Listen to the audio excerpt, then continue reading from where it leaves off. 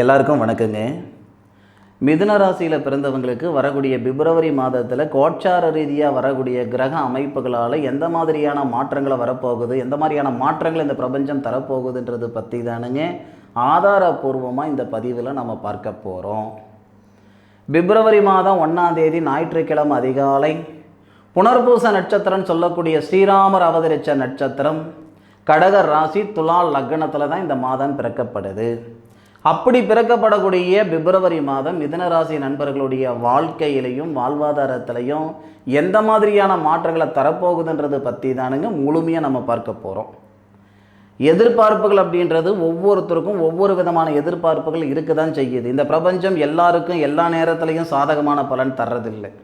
ஒவ்வொருத்தருக்கும் ஒவ்வொரு தருணத்தில் தான் சாதகமான பலன் தரும். பிப்ரவரி மாதம் 2ஆம் தேதி மிதுன ராசியில் பிறந்தவங்களுக்கு ஒரு அற்புதம் நடக்க போகுதுங்க, வரப்போகுதுங்க. என்ன சார் அந்த அற்புதம் அப்படின்னா, மிதுன ராசியாதிபதினு சொல்லக்கூடிய புதன் தான் சுபஸ்தானாதிபதியாகவும் வரக்கூடியவர். அப்போது அந்த மிதுன ராசியாதிபதி சுபஸ்தானாதிபதி உங்கள் ராசிக்கு 9வது பாவகத்துக்கு வரார். குரு பகவானுடைய பார்வையில் ஏற்கனவே மிதுன ராசியில் இருக்கக்கூடிய குரு, உங்கள் ராசியில் இருக்கக்கூடிய குரு புனர்பூச நட்சத்திரம் தன்னுடைய சுயசாரத்தில் இருக்கக்கூடிய தொழில் ஸ்தானாதிபதி தனகாரகர் உங்கள் ராசிக்கு 9வது பாவகத்துக்கு வரக்கூடிய உங்கள் ராசிநாதனை பார்க்கிறாரு. உங்களுடைய எதிர்பார்ப்புகள் பூர்த்தி அடையும். அதுபோக இந்த புதன் செவ்வாவுடைய சாரத்தில் லாபஸ்தானாதிபதியுடைய சாரத்தில் இருந்து உங்கள் ராசிக்கு 3வது பாவகத்தை பார்ப்பார். அப்போ அந்த 3வது பாவகம்னா தைரியஸ்தானம். அப்போ ஒருத்தருடைய வாழ்க்கையில் முக்கியமான இடம் எதுன்னு கேட்டிங்கன்னா 3வது பாவகங்க. உங்கள் வாழ்க்கையிலையும் சரி, வாழ்வாதாரத்திலையும் சரி, உங்களுடைய தொழிலையும் சரி, ஒரு சில தடைகள் இருக்கும் இல்லைங்களா, உங்களுடைய முன்னேற்றத்தில் இருக்கக்கூடிய அந்த தடைகள் அனைத்தும் இந்த நேரத்தில் சரியாகிறதுக்கான சந்தர்ப்பத்தை இந்த பிரபஞ்சம் உருவாக்கி கொடுக்கும்.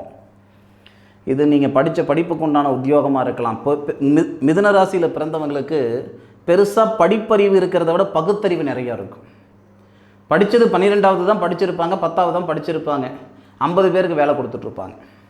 இல்லை ஒரு நிறுவனத்தில் வேலை செய்கிறீங்க அப்படின்னா ஒரு 200 பேருக்கு வேலை கொடுக்கக்கூடிய ஒரு சூப்பர்வைசராக இருக்கிறனுங்க, ஒரு வைஸ் பிரசிடெண்ட்டாக இருக்கிறனுங்க அப்படின்றவங்க தான் இந்த மிதுன ராசியில் பிறந்தவங்க நிறைய பேர் இருப்பாங்க. ஏன்னா இந்த ப்ராட் மைண்டு, எண்ணங்கள் சிந்தனைகள் ரொம்ப தெளிவாக இருக்கும், யோசனைகள் ரொம்ப பலமாக இருக்கும். இந்த நேரகாலங்கள் 100% உங்கள் வாழ்க்கையில் முக்கியமான நேரகாலங்கள் பார்த்துக்கிடுங்க.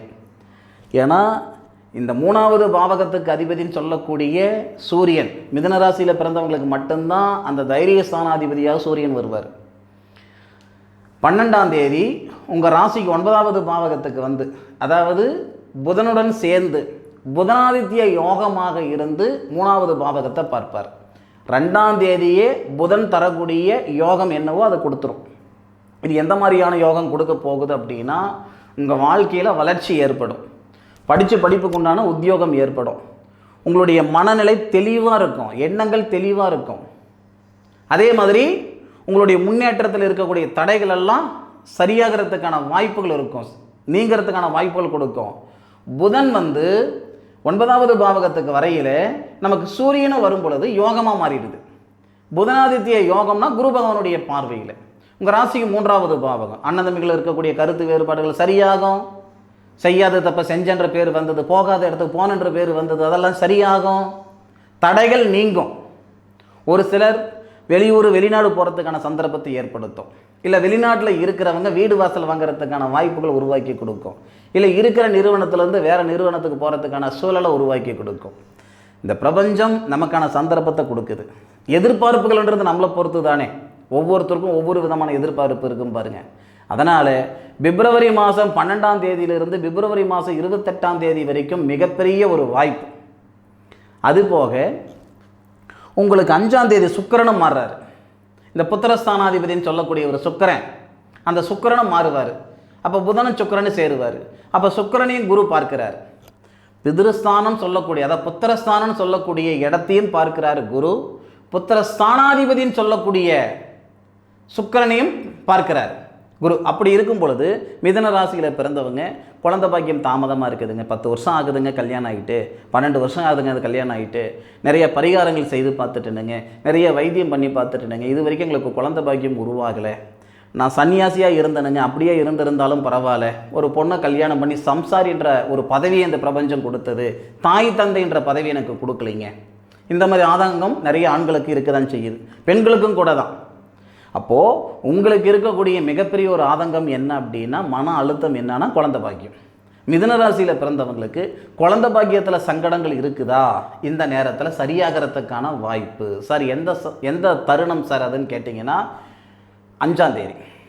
ஏன்னா பிப்ரவரி 5ஆம் தேதி தான் சுக்கிரன் மாறுறார், புத்திரஸ்தானாதிபதி மாறுறார். அந்த நேர காலங்கள் அப்படின்றது மிதுன ராசியில் பிறந்தவங்களுக்கு இந்த குரு பகவான் புத்திரஸ்தானத்தையும் பார்ப்பார், திருமணஸ்தானத்தையும் பார்ப்பார், அதே மாதிரி இந்த புத்திரஸ்தானாதிபதியும் பார்க்கிறார். இந்த சூழல் மிதுன ராசியில் பிறந்தவங்களுக்கு குழந்தை பாக்கியத்தில் இருக்கிற தடைகளை சரிப்படுத்தும். சில பேர் பூர்வீக சொத்து பெருசாக மிதுன ராசியில் பிறந்தவங்க பூர்வீகத்திலிருந்து நான் சாதிச்சிட்டேன்னாலும் சொல்லிட முடியாது, சம்பாரிச்சேன்னு வேணால் சொல்லிக்கலாம். நான் தஞ்சாவூரில் இருக்கிறேனுங்க, கும்பகோணத்தில் இருக்கிறேனுங்க, சென்னையில் இருக்கிறேனுங்க. உங்களுடைய பூர்வீகத்தில் இருந்து நீங்கள் 4 காசு சம்பாரிச்சிருக்கிறீங்கன்னா, பூர்வீகத்தை விட்டு வெளியே வந்திருந்தீங்கன்னா 40 காசு சம்பாரிச்சிருப்பீங்க. சரியா? இது நிறைய பேர் உணர்ந்திருப்பீங்க. அப்போது அந்த பூர்வீகத்திலேருந்து இடமாற்றங்கள் செஞ்சுக்கிடுன்ற எண்ணங்கள் இருந்திருக்கும், ஆனால் அதுக்கான ஒரு சூழல் உருவாகலைங்க அப்படின்னு நீங்கள் வருத்தப்பட்டு இருக்கலாம். இந்த நேரத்தில் அந்த பூர்வீகத்திலிருந்து விடுபடுறதுக்கு உண்டான நேரமோ, அந்த பூர்வீகத்தில் இருக்கிற அந்த பாக பிரிவினை செஞ்சுக்கிறதுக்கு உண்டான நேரமாகவும் இருக்கும். அப்போது ஒரு அற்புதமான ஒரு தருணமாக இருக்கும். அதே மாதிரி மிதுன ராசியில் பிறந்தவங்க நிறைய பேர் பூர்வீக தொழில் செய்வாங்க. நான் மல்லிகை கடை எங்கள் தாத்தாரை வச்சுருந்தாருங்க, எங்கள் அப்பாரை வச்சுருந்தாருங்க, நானும் வச்சுட்ருக்கிறேனுங்க. ஹோட்டல் கடை வச்சுருந்தாங்க, நானும் வச்சிட்ருக்கிறேனுங்க.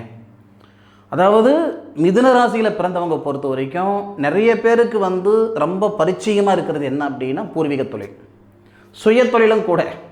அடுத்தவங்க கிட்ட வேலை செய்கிறவங்க 4 பேர் இருக்கிறாங்கன்னா சுய தொழில் செய்கிறவங்க 40 பேர் இருப்பாங்க மிதுன ராசியில் பிறந்தவங்க. அப்போ அந்த சுய தொழில் அதுவும் பூர்வீக தொழில் செய்கிறவங்களுக்கு இந்த நேரம் பொக்கிஷமாக இருக்கும். இது வரைக்கும் ஒரு குளத்தில் போய் மீன் பிடிக்கிற அளவுக்கு தான் உங்களுடைய வளர்ச்சி இருக்குதுன்னா, இந்த பிப்ரவரி மாதம் 12ஆம் தேதியிலிருந்து, அதுவும் சொல்கிறேனுங்க 12ஆம் தேதியிலிருந்து ஒரு குளத்தில் மீன் பிடிக்கிறதுக்கும் கடலில் போய் மீன் பிடிக்கிறதுக்கும் வித்தியாசம் இருக்குது இல்லையா? இல்லை, ஒரு கிணத்து தண்ணி மாதிரி இருக்கிறீங்கன்னா பிப்ரவரி 12ஆம் தேதிக்கு மேலே ஆற்று தண்ணி மாதிரி இருப்பீங்க. நான் மிகைப்படுத்தி சொல்கிறேன்னு நினச்சிக்கிடாதீங்க. இது இந்த பிரபஞ்சம் கொடுக்கக்கூடிய சந்தர்ப்பம். ஒரு மைதானத்தில் நான் 50 பேர் ஓடுறாங்க, இல்லை 30 பேர் ஓடுறாங்க, எத்தனை பேர் ஓடுறாங்கன்றது முக்கியம் இல்லை, யார் முன்னுக்கு வராங்கன்றது தான் முக்கியம். இந்த பிரபஞ்சம் நமக்கான சந்தர்ப்பத்தை ஏற்படுத்துது. உங்களுடைய துறையில் நீங்கள் எந்த துறையில் இருக்கிறீங்களோ, ஒரு ஜோதிட துறையில் இருக்கலாம், கலைத்துறையில் இருக்கலாம், மருத்துவத்துறையில் இருக்கான், காவல்துறையில், எந்த துறையில் இருந்தாலும் அந்த துறையில் சாதிக்கிறதுக்கு உண்டான தருணம் இந்த தருணம். ஆதாரம் என்ன சார்ன்னு கேட்டிங்கன்னா, தொழில் ஸ்தானாதிபதினு சொல்லக்கூடிய ஒரு கிரகம் உங்களுடைய ராசியாதிபதினு சொல்லக்கூடிய புதன், சுபஸ்தானாதிபதினு சொல்லக்கூடிய புதனை பார்க்குது. அதே மாதிரி நமக்கு அந்த சூரிய பகவான், அதாவது தைரியஸ்தானாதிபதினு சொல்லக்கூடிய கிரகத்தையும் பார்க்குறா. அப்படி அதுபோக இந்த 6வது பாவகத்துக்கு அதிபதி, முக்கியமான இடம் அதுதானுங்க. ஒரு மனுஷனுக்கு, அது ஆணுக்கும் சரி பெண்ணுக்கும் சரி, உங்கள் ஜாதகத்தில் முக்கியமான கிரகம் எதுன்னு கேட்டிங்கன்னா 6வது பாவகம். அந்த 6வது பாவகம் எதுன்னு கேட்டிங்கன்னா மிதுன ராசியில் பிறந்தவங்களுக்கு செவ்வாய் 23ஆம் தேதி மாறுறாரு. அப்போ செவ்வாய் சூரியனுடன் சேர்றார். ஏற்கனவே 12ஆம் தேதி சூரியன் மாறிட்டார், 23ஆம் தேதி நமக்கு செவ்வாய் மாறுவார். அப்போ சூரிய மங்கள யோகம், சூரியனும் செவ்வாவும் சேர்றதுனால சூரிய மங்கள யோகம். குரு பகவானுடைய பார்வை, குரு பகவானுடைய பார்வை சூரியன் மேலேயும் செவ்வாய் மேலேயும் படதான் செய்யுது. கூட புதன் இருக்கார், சுக்கிரன் இருக்கார். அப்போ சுக்கிரன், சூரியன், செவ்வாய், புதன் 4 கிரகங்கள் குரு பார்வையில் இருந்து மிதுன ராசிக்கு 3வது பாவகத்தை பார்க்கிறார். தொட்டதை தொடங்கும், நினைக்கிறது நடக்கும். ஒரு நெல்மணி போட்ட 10 நெல்மணி எப்படி வருமோ அந்த மாதிரி நீங்கள் செய்யக்கூடிய செயல் 100% சாதகமாக இருக்கக்கூடிய ஒரு தருணமானது பிப்ரவரி மாதம்.